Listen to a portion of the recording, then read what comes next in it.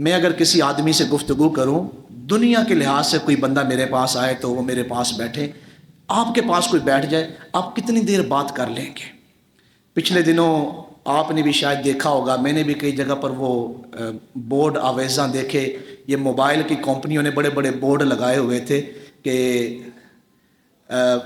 بات کریں ساری رات بات کریں، یہ ان کے کوئی پیکیجز وغیرہ ہوتے ہیں شاید، تو اس کی مشہوری کا انہوں نے بورڈ لگوایا ہوا تھا، کریں بات ساری رات۔ اور مجھے کچھ ساتھیوں نے بتایا کہ یہ جو رات کے جو کال وغیرہ کے پیکیجز ہیں یا نیٹ وغیرہ کے، یہ دن کی بنسبت سستے ہیں، دن والے جو پیکیج ہیں وہ مہنگے، رات والے سستے ہیں۔ اس کا کیا مطلب ہے؟ ہمارے نوجوان جو بچے ہیں یا ہماری نوجوان بیٹیاں ہیں، وہ کئی گھنٹوں تک موبائل پہ بات کر رہے ہیں، تو مجھے بتائیں وہ دینی گفتگو کر رہے ہیں؟ آپ کسی کے ساتھ گفتگو کریں تو آپ تو 10-15 منٹ جو ہے وہ زیادہ گفتگو نہیں کر سکتے۔ اگر کوئی دین کی گفتگو بھی ہو رہی ہو، یہ میں دین کی گفتگو کر رہا ہوں، یہاں جمعہ پڑھا رہا ہوں، کتنی دیر گفتگو کر لوں گا؟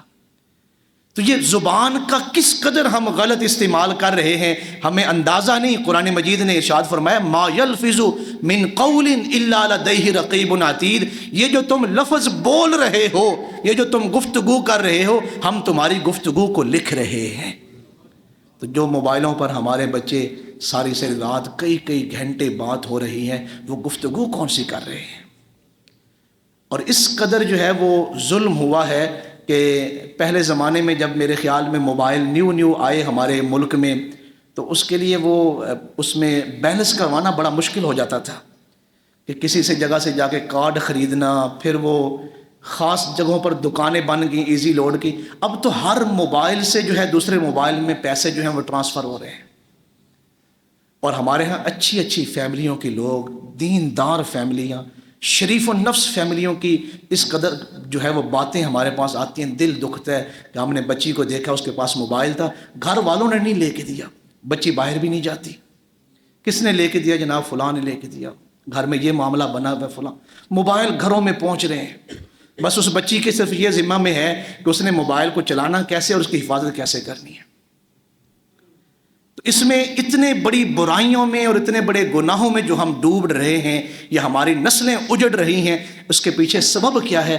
ہماری زبان کا غلط استعمال۔ میرا آقا کریم علیہ السلام نے غیر محرم سے اگر کوئی دروازے پہ دستخط دے تو حکم ہے اگر گھر میں کوئی مرد نہیں تو عورت جو ہے وہ کرخت لہجے میں بات کرے، غصے والے لہجے میں۔ تو جو کئی گھنٹوں ہمارے موبائل پہ ہمارے بچے بات کرتے ہیں، وہ سخت لہجے میں بات کرتے ہیں۔ ناراض نہ ہوں، ایک لمحہ فکری ہے ہمارے لیے کہ ہم تباہی کی طرف جا رہے ہیں اور ہم جو ہے وہ بہت بڑے نقصان کی طرف جا رہے ہیں۔ امام اعظم امام ابو حنیفہ رحمۃ اللہ علیہ نے انگوٹھی پہنی ہوتی تو اس انگوٹھی کے اوپر ایک جملہ نقش کیا ہوا تھا اور فرماتے یہ میں اپنی یاد دہانی کے لیے یہ جملہ میں نے انگوٹھی پہ لکھوایا ہوا ہے۔ وہ جملہ کون سا ہے کہ اگر آپ اچھی بات زبان سے نہیں کر سکتے تو اس سے بہتر ہے آپ خاموش رہیں۔ قرآن مجید کی جو میں نے آیت پڑھی وَقُولُوا لِلنَّاسِ حُسْنًا، جب بھی تم گفتگو کرو، جب بھی تمہاری زبان کھلے تو اچھی بات کے لیے کھلے، وگرنہ اس کے بغیر وہ خاموش رہے۔ جیسے میں نے شروع میں کہا کہ اگر 80 سالوں کی ہماری گفتگو قیامت والے دن ہمارے سامنے چلائی گئی، کیونکہ ہمارے لفظ نوٹ کیے جا رہے، اگر وہ چلائی گئی تو اس کا نتیجہ کیا ہوگا کہ ہم نے اس زبان سے اچھی باتیں کتنی کی ہیں اور غلط باتیں کتنی کی ہیں۔ جو لوگ زبان کا کثرت سے استعمال کرتے ہیں، زیادہ استعمال کرتے ہیں، اللہ ان کی شخصیت سے رعب کو ختم کر دیتا ہے، بے رعب ہو جاتے ہیں وہ لوگ۔ اور ہمارے معاشرے میں جو بگاڑ کا سبب ہے، جو ہمارے ہاں رشتے ٹوٹ رہے ہیں، رشتے جو ہے وہ بگاڑے جا رہے ہیں، بگاڑ پیدا ہو رہا ہے، اس کے پیچھے وجہ کیا ہے؟ یہ زبان کا غلط استعمال۔ ہمیں پتہ ہی نہیں کہ ہم نے بولنا کیا ہے۔ ایسی حالانکہ یہ چھوٹا سا حصہ ہے، اتنی بڑی حدیث مبارک ہے۔ میرا آقا کریم علیہ السلام نے فرمایا اگر تم چاہتے ہو نا کہ تمہیں میں جنت کی ضمانت دوں، کہ تم میری ضمانت پہ جنت میں جانا چاہتے ہو، صرف 2 چیزوں کی تم مجھے ضمانت دے دو، میں تمہیں جنت کی ضمانت دے دیتا ہوں۔ یہ دانتوں کے درمیان میں جو زبان ہے اور ٹانگوں کے درمیان میں جو شرم گاہ ہے، ان 2 چیزوں کی ضمانت تم مجھے دے دو، میں تمہیں جنت کی ضمانت دے دیتا ہوں۔ کتنی بڑی حدیث مبارک ہے۔ اور ہمارا جو آج کل سب سے زیادہ غلط استعمال ہے وہ ان دو چیزوں کا غلط استعمال ہے، اور ہمیں اندازہ نہیں۔ ہمارے ہاں لڑائیاں، جھگڑے، فسادات جو پیدا ہو رہے ہیں، اس کے پیچھے بھی جو وجہ ہے یہ زبان کا غلط استعمال ہے۔ اسی زبان سے ہم جھوٹ بول رہے ہیں، اسی زبان سے ہم گانے گا رہے ہیں، اسی زبان سے ہم چغلی کر رہے ہیں، اسی زبان سے ہم غیبت کر رہے ہیں، اسی زبان سے ہم تہمتیں لگا رہے ہیں۔ ایک حدیث مبارک ہے، بڑی عظیم حدیث مبارک ہے، کہ ایک مسلمان جب کسی دوسرے مسلمان بھائی کے لیے تنہائی میں دعا کرتا ہے، اور دوسرے مسلمان بھائی کو پتہ بھی نہیں ہوتا کہ فلاں بھائی میرے لیے دعا کرتا ہے، تو اللہ تعالیٰ ایک فرشتے کی ڈیوٹی لگاتا ہے، جو دعا کرنے والا ہے وہ فرشتہ اس آدمی کے لیے دعا کرتا رہتا ہے جو کسی دوسرے مسلمان کے لیے دعا کر رہا ہے۔ جیسے ایک مسلمان کی دعا دوسرے مسلمان کو فائدہ پہنچاتی ہے، اس کا فیض پہنچتا ہے اگرچہ دوسرے مسلمان کو خبر نہ ہو، اسی طرح جب ایک مسلمان کسی دوسرے مسلمان بھائی کے لیے غیبت کرتا ہے، بہتان لگاتا ہے، الزام تراشی کرتا ہے، چغلی کرتا ہے، تو اس کی جو نحوست ہے وہ اس کے تعلق کو بھی خراب کرے گی، اور جو کر رہا ہے اس کی زندگی کو بھی خراب کرے گی۔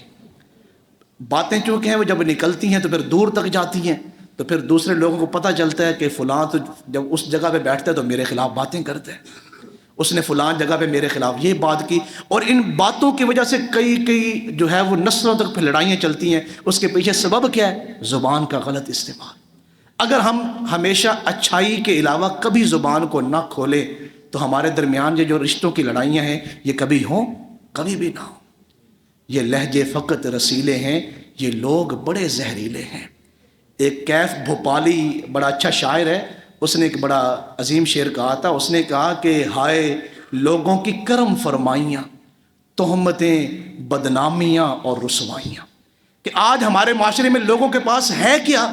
صرف 3 چیزیں رہ گئی ہیں، تہمتیں لگا رہے ہیں، لوگوں کو بدنام کر رہے ہیں، اور لوگوں کو رسوا کر رہے ہیں۔ آج ہمارے پاس صرف یہ 3 چیزیں رہ گئی ہیں، ہائے لوگوں کی کرم فرمائیاں، تہمتیں، بدنامیاں اور رسوائیاں۔ حضرت یوسف علیہ السلام جب تخت نشین تھے تو ان کے بھائی جب گئے تو حضرت یوسف نے پہچان لیا تھا، اور کون سے یہ بھائی ہیں جنہوں نے باپ سے جھوٹ بولا تو حضرت یوسف کو اپنے کندھوں پہ اٹھایا کہ ہم اپنے بھائی کی حفاظت کریں گے اپنی جان سے بڑھ کر، کندھوں پہ اٹھایا ہے۔ تو جیسے ہی باپ کی نظروں سے دور ہوئے تو حضرت یوسف کو وہاں سے کندھوں سے اٹھا کے یوں ہاتھوں پہ بلند کر کے زمین پہ پٹک دیا، حالانکہ آپ معصوم بچے تھے۔ حضرت یوسف کو یہ سارا منظر یاد تھا، اور پھر جب وہ گھر سے روٹی لے کے آئے تھے، ان کی روٹی ان سے چھین کے، ایک معصوم بچہ کتنی دیر بھوک برداشت کر سکتا ہے، روٹی چھین کے جو ہے وہ کتوں کے آگے ڈال دی ہے، چوری بنی ہوئی تھی ان کے لیے، وہ کتوں کے آگے ڈال دیے۔ پانی تھا ایک برتن میں، حضرت یوسف پانی مانگ رہے ہیں، بھائی پانی کو زمین پر گرا رہے ہیں، اور پھر لوگوں کو وہ جو آدمی تھے ان کے ہاتھوں بیچ دیا، پھر رسیاں کاٹ دیں، پھر ہاتھوں کے اوپر جو ہے وہ سوٹیاں ماریں۔ جب حضرت یوسف کے یہ بھائی مصر کے دربار میں ہیں تو حضرت یوسف جان گئے، پہچان گئے، اور یہ ساری چیزیں ان کے پاس تھیں۔ لیکن انبیاء کا وصف کیا ہے، انبیاء کی عظمت کا کیا عالم ہے؟ لا تثریب علیکم اليوم یغفر اللہ لکم وہو ارحم الراحمین۔ میں تمہیں معاف بھی کرتا ہوں، اللہ سے بھی دعا کرتا ہوں کہ اللہ بھی تمہیں معاف کر دے۔ یہ خصوصیات ہیں جو ہمیں اپنانی چاہیے، لیکن ہم لوگوں کو تکلیف دے رہے ہیں، خواہ مخواہ تکلیفیں ہم لوگوں کو دے رہے ہیں اور ان کو پریشان کر رہے ہیں۔ تو اس لیے زبان کی جو حفاظت ہے اسے یقینی بنائیں۔ جس بندے نے، وہ ہمارے یہاں ایک مشہور مقولہ ہے، ایک چپ 100 سکھ۔ حضرت میاں صاحب رحمۃ اللہ علیہ کا بھی ایک شعر ہے، چپ کریں تے موتی ملسن، صبر کریں تے ہیرے، ٹیں ٹیں کریں محمد بخشا، نہ موتی نہ ہیرے۔ چپ کریں تے موتی ملسن، خاموشی انسان کا زیور ہے۔ میں ایک بزرگوں کا قول پڑھ رہا تھا، انہوں نے کہا اس قدر خاموش رہیں کہ لوگ آپ کے بولنے کا انتظار کریں، کاش یہ بندہ بولے۔ اور حضرت مولا علی کا بڑا عظیم قول ہے کہ انسان کی جہالت اور انسان کا علم پہچانا جاتا ہے اس کی گفتگو سے۔ جیسے ہی وہ گفتگو کرتا ہے تو اس کی اوقات لوگوں کے سامنے آ جاتی ہے کہ یہ ان پڑھ ہے یا پڑھا لکھا ہے، یہ جاہل ہے یا عالم ہے۔ اس لیے یہ ایک معمولی سا ہی جسم کا ایک حصہ ہے زبان، لیکن اس کا کردار بہت بڑا ہے۔ اس کی حفاظت کریں، کوشش کریں کم بولیں، جتنی دیر اللہ کا ذکر کریں، کوئی دینی گفتگو کریں یا ضرورت کی گفتگو کریں، اس کا غلط استعمال نہ کریں۔ ایک تو آپ کے الفاظ، یہ میں گفتگو کر رہا ہوں تو یہ ایک کیمرہ لگا ہوا ہے، میری جو ہے گفتگو جو ہے وہ ریکارڈ ہو رہی ہے۔ کئی ساتھیوں سے ہماری بات ہوتی ہے کسی موضوع پر۔ پچھلے دنوں جب فرانس نے وہ خاکے شائع کیے تو وہاں ہمارے عقیدت مند تھے، تو ان سے بات ہوئی تو میں ان سے اس حوالے سے پوچھنے لگا تو وہ کہنے لگے حضور گفتگو نہ کریں، ہمارے فون جو ہیں وہ ریکارڈ ہوتے ہیں اس موضوع پر۔ جیسے ہمیں دنیا میں بڑی فکر ہے نا کہ میری یہ گفتگو ریکارڈ ہو رہی ہے، میرے سامنے قرآن مجید ہے، یا ایھا الذین آمنوا اتقوا اللہ وقولوا قولا سدیدا۔ آپ اور میں جو دنیا میں گفتگو کر رہے ہیں، یہ ہماری گفتگو ریکارڈ ہو رہی ہے، قیامت والدین ہمارے سامنے چلائی جائے گی کہ آپ نے گفتگو کون سی کی ہے۔ اس لیے آئیں اپنی زبان کو صحیح استعمال کریں، بہتر استعمال کریں۔ اللہ تعالی ہمیں بد زبانی سے اور زبان کی جو غلاظتیں ہیں اللہ ہمیں اس سے محفوظ فرمائے۔